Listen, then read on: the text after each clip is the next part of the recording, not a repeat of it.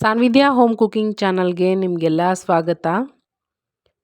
Tomato ಕೆಚಪನ್ನು ನಾವು ಜಾಸ್ತಿ ದುಡ್ಡು ಕೊಟ್ಟು ಪ್ರಿಸರ್ವೇಟಿವನ್ನು ನಾವು ತಿಂತಾ ಇರ್ತೀವಿ. ಮನೆಯಲ್ಲೇ ಇರುವ ವಸ್ತುಗಳನ್ನು ಬಳಸಿ ಯಾವ ರೀತಿಯಾಗಿ ಟೊಮೆಟೊ ಕೆಚಪನ್ನು ನಾವು ರೆಡಿ ಮಾಡ್ಕೋಬೋದು, ಯಾವುದೇ ಪ್ರಿಸರ್ವೇಟಿವನ್ನು ಬಳಸಿಲ್ಲ. ತುಂಬ ರುಚಿಯಾಗಿ ಹೆಲ್ದಿಯಾಗಿ ನಾವು ಮನೇಲಿ ಯಾವ ರೀತಿಯಾಗಿ ಮಾಡ್ಕೋಬೋದು ಅಂತ ನಾನು ತೋರಿಸ್ಕೊಡ್ತಾ ಇದ್ದೀನಿ. ತುಂಬ ಚೆನ್ನಾಗಿರುತ್ತೆ, ನೀವು ಟ್ರೈ ಮಾಡಿ.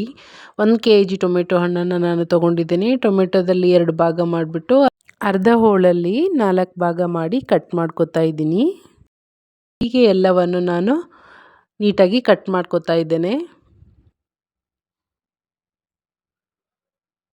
ಯಾರೆಲ್ಲ ನನ್ನ ಚಾನಲನ್ನು ಸಬ್ಸ್ಕ್ರೈಬ್ ಮಾಡದೆ ನೋಡ್ತಿದ್ದೀರಾ, ಹಾಗೆ ಸಬ್ಸ್ಕ್ರೈಬ್ ಮಾಡಿ, ಫ್ರೆಂಡ್ಸ್ ಆ್ಯಂಡ್ ಫ್ಯಾಮಿಲಿಗೆ ಶೇರ್ ಮಾಡಿ, ಲೈಕ್ ಮಾಡಿ, ಕಮೆಂಟ್ ಮಾಡಿ. ಹೀಗೆ ಎಲ್ಲವನ್ನು ಕಟ್ ಮಾಡ್ಕೊಂಬಿಟ್ಟು ಒಲೆ ಮೇಲೆ ಒಂದು ಪ್ಯಾನ್ ಇಟ್ಕೋತಾ ಇದ್ದೀನಿ. ಕಟ್ ಮಾಡ್ಕೊಂಡಿರುವ ಟೊಮೆಟೊನ ನಾನೆಲ್ಲ ಈ ಪ್ಯಾನ್ಗೆ ಹಾಕೋತಾ ಇದ್ದೇನೆ.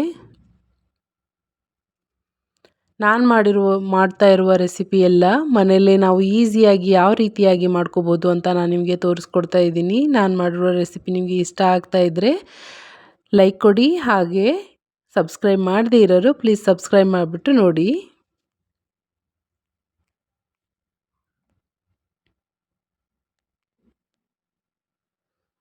ಹೀಗೆ ಎಲ್ಲವನ್ನು ನಾನು ಪ್ಯಾನ್ಗೆ ಹಾಕೋತಾ ಇದ್ದೀನಿ. ಟೊಮೆಟೊ ಮುಳುಗುವಷ್ಟು ನಾನು ನೀರು ಹಾಕೋತಾ ಇದ್ದೀನಿ. ನೀವು ಟೊಮೆಟೊನ ಒಂದು ಕುಕ್ಕರಲ್ಲೇ ಹಾಕ್ಬಿಟ್ಟು ಒಂದು ವಿಸಿಲ್ ಬರೋವರೆಗಿನಾದರೂ ನೀವು ಬೇಯಿಸ್ಕೋಬೋದು. ಟೊಮೆಟೊ ಬಾಯ್ಲ್ ಆಗೋವರೆಗೆ ನಾನು ಒಂದು 4ರಿಂದ 5 ಬೆಳ್ಳುಳ್ಳಿ ಹೆಸಳು ಹಾಗೆ ಸ್ವಲ್ಪ ಶುಂಠಿ ತುಂಡನ್ನು ಕಟ್ ಮಾಡಿ ಹಾಕೋತಾ ಇದ್ದೀನಿ. ಹಾಗೆ ಒಂದು ಸಣ್ಣದ ಈರುಳ್ಳಿಯನ್ನು ಕಟ್ ಮಾಡಿ ಇಟ್ಕೊಂಡಿದ್ದೀನಿ, ಅದನ್ನ ಹಾಕೋತಿದ್ದೀನಿ. ಚೆನ್ನಾಗಿ ಕುದಿಬೇಕು ಇದು. ಹಾಗೆ 3 ಚಕ್ಕೆ ಪೀಸನ್ನು ಹಾಕ್ಕೊಂಡಿದ್ದೀನಿ, 2 ಏಲಕ್ಕಿ, 6-7 ಕರಿಮೆಣಸು, ಒಂದು 6 ಲವಂಗ, ಇವೆಲ್ಲವನ್ನು ಹಾಕಿ ನಾನು 15 ನಿಮಿಷದವರೆಗೂ ಇದನ್ನು ಬಾಯ್ಲ್ ಮಾಡೋಕ್ಕೆ ಇಡ್ತಾ ಇದ್ದೀನಿ. ನೀವು ಕುಕ್ಕರಲ್ಲಾದರೂ ಒಂದು ವಿಸಿಲ್ ಬೇಯಿಸ್ಕೋಬಹುದು. ಚೆನ್ನಾಗಿ ಇದು ಕುದೀತಾ ಇರಲಿ. ಇದು ತಣ್ಣಗಾದ್ಮೇಲೆ ಕೆಳಗಿಳಿಸಿ ಟೊಮೆಟೊದಲ್ಲಿರುವ ಸಿಪ್ಪೆ ಎಲ್ಲ ನೋಡಿ ಈ ಥರ ಬರಬೇಕು ಅಂದರೆ ಚೆನ್ನಾಗಿ ಟೊಮೆಟೊ ಎಲ್ಲ ಬೆಂದಿದೆ ಅಂತ ಅರ್ಥ. ಇದೆಲ್ಲ ತಣ್ಣಗಾದ್ಮೇಲೆ ಇದರಲ್ಲಿರುವ ಹಾಕಿರುವ ಮಸಾಲ ಪದಾರ್ಥಗಳನ್ನೆಲ್ಲ ನಾನು ತೆಗಿತಾ ಇದ್ದೀನಿ. ಇದ್ಯಾವುದು ಮಿಕ್ಸಿ ಮಾಡ್ಕೋಬೇಡಿ, ಇದೆಲ್ಲ ತೆಗೆದ್ಬಿಟ್ಟು ಓನ್ಲಿ ಟೊಮೆಟೊ ಅಷ್ಟೇ ನೀವು ಮಿಕ್ಸಿ ಮಾಡ್ಕೋಬೇಕಾಗತ್ತೆ.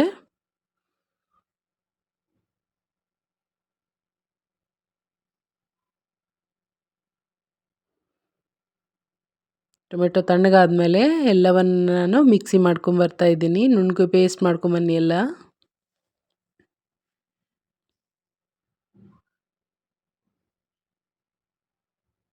ಆದಷ್ಟು ಟೊಮೆಟೊ ಬಂದುಬಿಟ್ಟು ಹಣ್ಣಾಗಿರೋದು ತೊಗೋಬೇಡಿ. ಸ್ವಲ್ಪ ಹಣ್ಣು ತುಂಬ ಮೆತ್ತಗಾಗಿರಬಾರ್ದು, ಹಣ್ಣು ಮೀಡಿಯಮ್ ಆಗಿರಬೇಕು. ಆ ಥರ ಟೊಮೆಟೊನ ಬಳಸ್ಕೊಳ್ಳಿ. ಟೊಮೆಟೊ ಸಾಸ್ ಚೆನ್ನಾಗಿರುತ್ತೆ, ಹಾಗೆ ತುಂಬ ದಿನ ಬಾಳಿಕೆ ಬರುತ್ತೆ.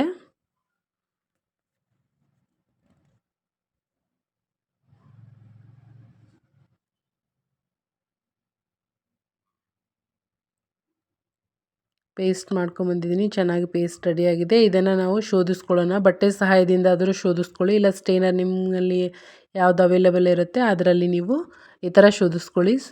ಸ್ವಲ್ಪನೂ ಪಲ್ಸ್ ಟೊಮೆಟೊದ್ದು ಏನು ಬೀಳಬಾರ್ದು, ನೀಟಾಗಿ ಎಲ್ಲ ಶೋಧಿಸ್ಕೊಳ್ಳಿ, ರಸ ಅಷ್ಟೇ ಇರಬೇಕು.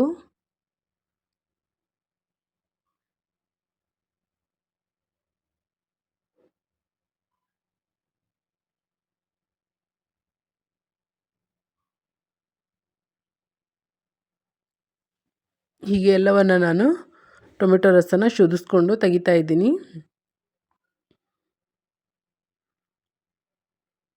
ನೀರು ಹಾಕ್ಕೋಬಿಡಿ, ಹಾಗೇನೆ ಶೋಧಿಸ್ಕೊಳ್ಳಿ. ನೋಡಿ ಹೀಗೆ ಎಲ್ಲವನ್ನು ನಾನು ಶೋಧಿಸ್ಕೊಂಡಿದ್ದೀನಿ.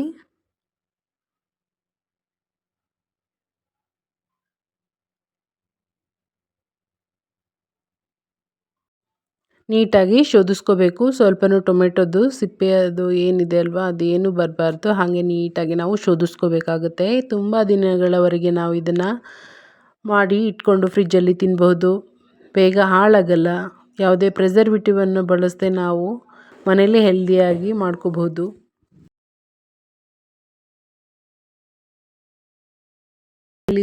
ದುಡ್ಡು ಕೊಟ್ಟು ಪ್ರಿಸರ್ವೇಟಿವ್ ತಿನ್ನೋದಕ್ಕಿಂತ ಮನೇಲೇ ನಾವು ಈ ರೀತಿ ಮಾಡ್ಕೋಬಹುದು. ಮತ್ತು ಒಂದು ಪ್ಯಾನ್ಗೆ ನಾನು ಇದನ್ನು ಹಾಕೋತಾ ಇದ್ದೀನಿ. ನೀರು ಹಾಕ್ಕೊಳ್ಳಿಲ್ಲ ಅಂದರೆ ಬೇಗನೆ ರೆಡಿ ಆಗುತ್ತೆ. ನೀರು ಹಾಕ್ಕೊಂಡ್ರೆ ಮತ್ತೆ ತುಂಬ ಟೈಮ್ವರೆಗೂ ನೀವು ಕುದಿಸ್ಕೊತಾ ಇರಬೇಕಾಗುತ್ತೆ. ನೋಡಿ ಇದನ್ನ ಕುದೀತಾ ಇದೆ. ಇದು ಒಂದು 20 ನಿಮಿಷ ಕುದಿಬೇಕು. ಇದು 20 ನಿಮಿಷದವರೆಗೂ ನಾವು ಇದನ್ನ ಕುದಿಸ್ಕೋಬೇಕಾಗುತ್ತೆ. ಥಿಕ್ನೆಸ್ ನೋಡ್ಕೋಬೇಕಾಗುತ್ತೆ.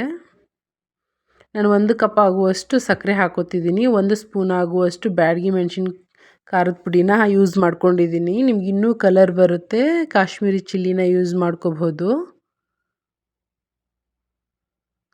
ಸ್ವಲ್ಪ ಉಪ್ಪು ಹಾಕ್ಕೊಳ್ಳಿ, 1 ಸ್ಪೂನ್ ಆಗುವಷ್ಟು. ಸ್ಕಿಪ್ ಆಗಿದೆ ವಿಡಿಯೋದಲ್ಲಿ. ಚೆನ್ನಾಗಿ ಕುದಿಸ್ಕೋಬೇಕು. 15 ನಿಮಿಷಗಳ ಕಾಲ ಚೆನ್ನಾಗಿ ಕುದ್ಮೇಲೆ ನಾವು ಈ ಥರ ಕೈ ಆಡಿಸ್ಕೊತಾನೆ ಇರಬೇಕು. ನೋಡಿ ಸೈಡ್ಗೆಲ್ಲ ಹತ್ತುತ್ತಲ್ವ, ಗಟ್ಟಿ ಗಟ್ಟಿ ಆಗುತ್ತೆ. ಥರ ನೀಟಾಗಿ ಕೈ ಆಡಿಸ್ಕೊತಾನೆ ಇರಬೇಕು. 15 ನಿಮಿಷ ಆದಮೇಲೆ ಈ ಥರ ಆಗುತ್ತೆ ನೋಡಿ. ಸ್ವಲ್ಪ ಗಟ್ಟಿ ಬರುತ್ತೆ ಥಿಕ್ನೆಸ್ಸು.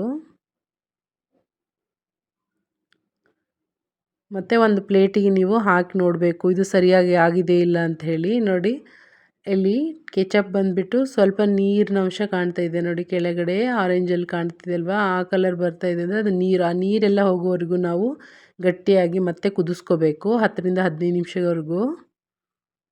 ಚೆಕ್ ಮಾಡಬೇಕು, ಒಂದು ಪ್ಲೇಟಿಗೆ ಹಾಕಿಬಿಟ್ಟು ಚೆಕ್ ಮಾಡಿದವಾಗ ಅದು ಗಟ್ಟಿಯಾಗಿ ನಿಂತ್ಕೊತಂದರೆ ನೀರಿನ ಅಂಶ ಎಲ್ಲ ಹೋಗಿದೆ ಅಂತ ಅರ್ಥ. ಅಲ್ಲಿವರೆಗೂ ನೀವು ಇದನ್ನು ಕುದಿಸ್ಕೋಬೇಕಾಗುತ್ತೆ.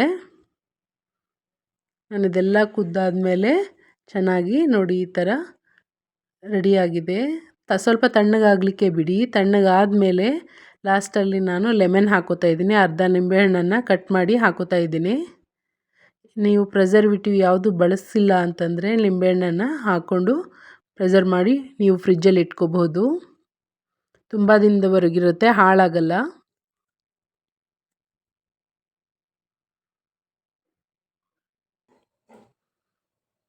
ನಾನು ಒಂದು ಬೌಲ್ಗೆ ಇದನ್ನ ಟ್ರಾನ್ಸ್ಫರ್ ಮಾಡ್ಕೋತಾ ಇದ್ದೀನಿ. ನೋಡಿ ಎಷ್ಟು ತಿಕ್ಕಾಗಿ ರೆಡಿಯಾಗಿದೆ. ತುಂಬ ಚೆನ್ನಾಗಾಗುತ್ತೆ. ಅಂಗಡಿಯಲ್ಲಿ ಹೇಗೆ ಇರುತ್ತೆ ಅದೇ ಥರ ಕೆಚಪ್ ನಾವು ಮನೇಲಿ ಈಸಿಯಾಗಿ ಮಾಡ್ಕೋಬೋದು. ತುಂಬ ಟೇಸ್ಟಿಯಾಗಿರುತ್ತೆ. 1 ಸ್ಪೂನ್ ಹಾಕಿ ನೋಡ್ತಾ ಇದ್ದೀನಿ ನೋಡಿ ಹೇಗಾಗಿದೆ. ಈ ಥರ ಬರಬೇಕು, ಆವಾಗ ಚೆನ್ನಾಗಿ ಕೆಚಪ್ ರೆಡಿಯಾಗಿದೆ ಅಂತ ಅರ್ಥ. Thank you for watching.